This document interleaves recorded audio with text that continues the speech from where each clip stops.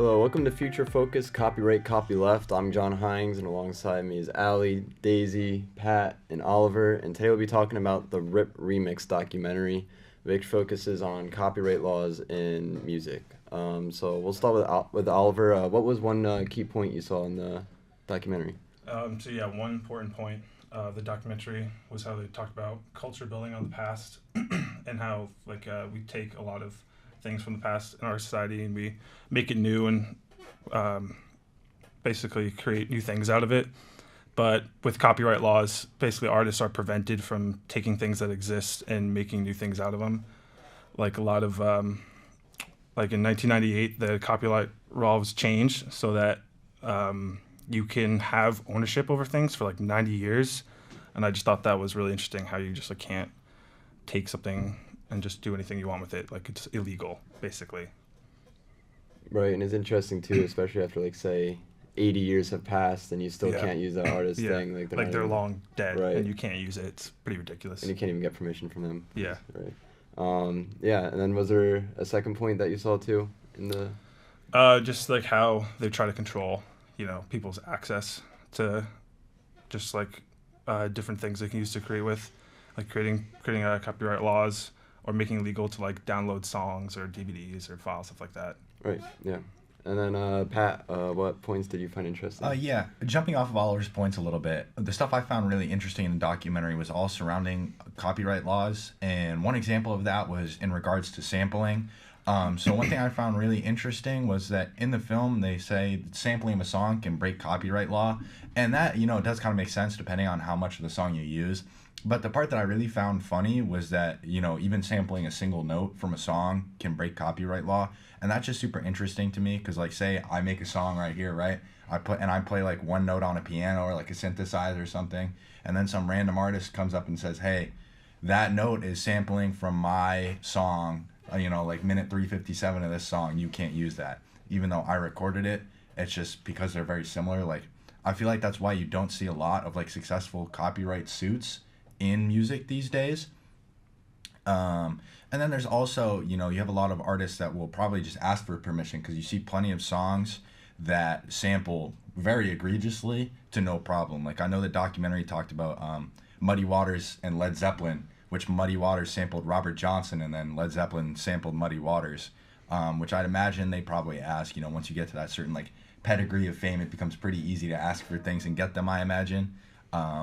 And then the second point I had that kind of jumps off that a little bit was there was a pastor in the documentary who was getting sued for illegally downloading songs or allegedly illegally downloading songs on his laptop. Somebody in his house did it. He said, it's like a communal family laptop. And I think that's funny just because this must have been a while ago, because today it's really easy to find illegal music. It's even up on YouTube, other platforms all over the place. And then even then, for $10 a month for Spotify or Apple Music, you can download whatever songs you want and then share it through that. So I just find it very interesting that, this was something that was actually taken seriously even to court. They asked him to implicate his own son in court, which is just kind of a step too far in my mind. Right. Definitely to go off of your first point too. When in the documentary, Girl Talk was mashing up that one song, and he was literally taking 0.125 second clips. I think they were saying of that one song, he's putting them together, and yes, he's speeding it up and slowing it down and kind of making it different, but he's not creating that music. He's using music someone else created to change the song up. So it's definitely interesting. Daisy, what points did you find interesting? I think a point that definitely struck me while I was watching it was just the use of copyright and sampling, how important it is in the music industry. And I think it must be getting so much harder for artists to be original and create original music and sounds and notes without having to go through the legal reasons and copyright stuff. That must just come up so much more now, and it must just be such a harder thing to do. And that related back, another point relating back to the four main ideas is, I think the past is controlling the future a lot, especially through these copyright laws, and there's nothing we can do to stop that.